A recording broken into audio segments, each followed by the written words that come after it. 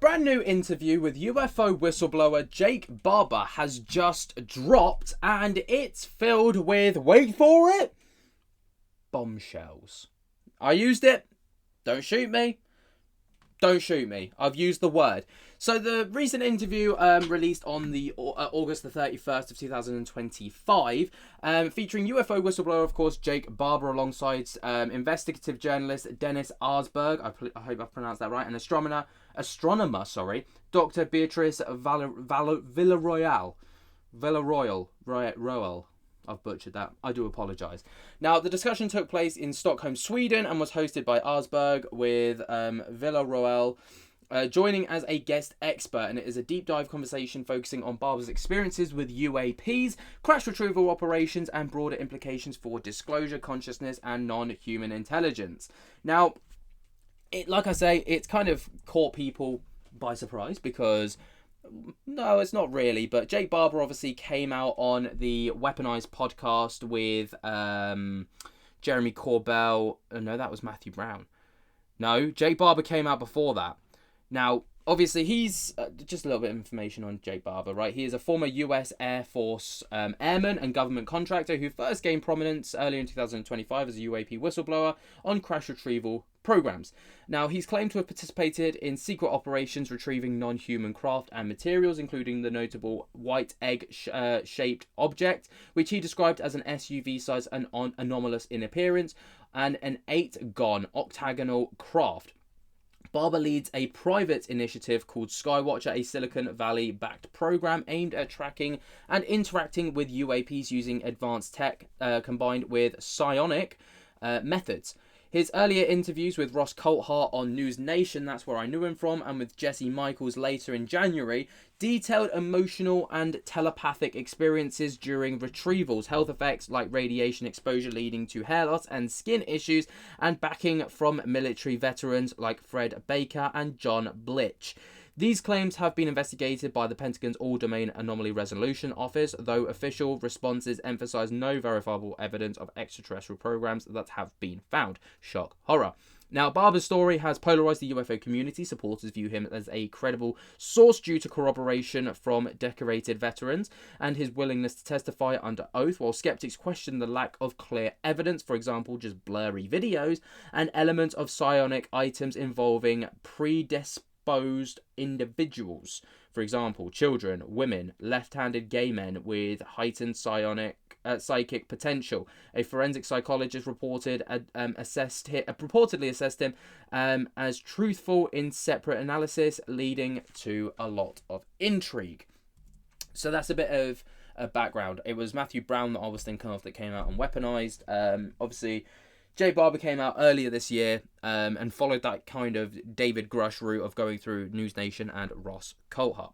Now, the interview that he did on August 31st basically builds on Barber's prior disclosures, but delves deeper into personal, philosophical, and scientific angles, which is facilitated by the two other people that he did it with in the name of Dennis Arsberg and Dr. Beatrice. Now, Dr. Dennis Arsberg, is a Swedish journalist and UFO researcher known for probing UAP topics, and he acts as a primary interviewer, steering the conversation towards Barber first-hand accounts and challenging him on specifics, whereas Dr. Beatrice is a respected astronomer leading the Vasco project, searching for extraterrestrial artifacts via astronomical surveys and involved in exoprobe initiatives, and her presence adds a scientific lens discussing the potential of observational data and conscious materials on retrieved craft. So that's basically the idea of the interview, and it's led to some very, very punchy and interesting moments. Obviously, within the 2-hour interview, there are some good little clips like this one right here. And the egg was a unique experience because it was a highly sensitive operation that turned out to be a crash retrieval of a non-human craft, and that was the egg, which literally looked like an egg, like a chicken egg, except it was shiny and it was on the ground when I got there. So my primary role in crash retrievals is that of a helicopter pilot. So I was operating a helicopter that night when I got dispatched to retrieve the egg with a long line system and a remote hook, as we call it. It's usually a 150 foot to 200-foot long line that hangs below the aircraft. And I flew in that night with that long line system and came over the hill and saw a shiny, like metallic white egg on the ground and hooked it up and flew it to another secure location where it was offloaded. And that experience was something that stuck with me. Is it dangerous to You, go close to it? is it dangerous? Well, some there are records within the crash retrieval program of there being side effects or medical conditions associated with those who have recovered craft from the ground or even in the air. I'm one of those myself. And this gets confused a lot in the public that has seen some of my podcasts or Yeah. some of the coverage of some of the conversations I've had like this. Mm. There were two objects that I am talking about publicly. One is the egg. The other is what we call was an eight gon, or it's basically a flying disc with eight delineated sections. When viewed from above, Mm-hmm. it looked like a craft, a flying saucer, but it wasn't smooth. It had eight sections. It was very dark.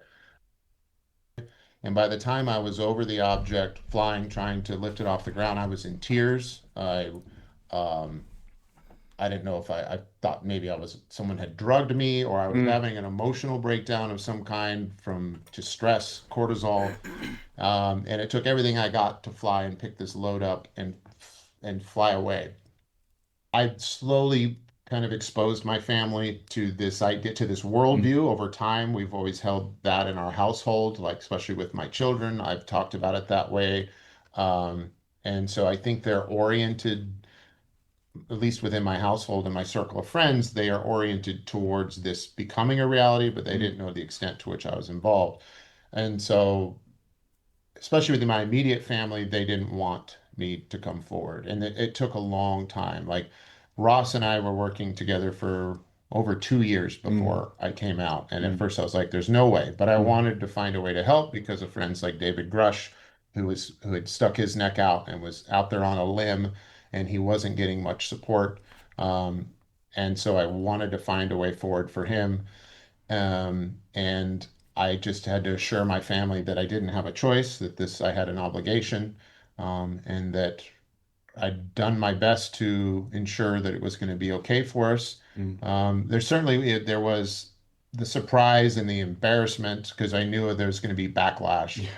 And it's tough on your kids too because your face is going to become known and they're going to be, oh, there's that guy that I saw on YouTube. And most of my life was spent very private and very secretive.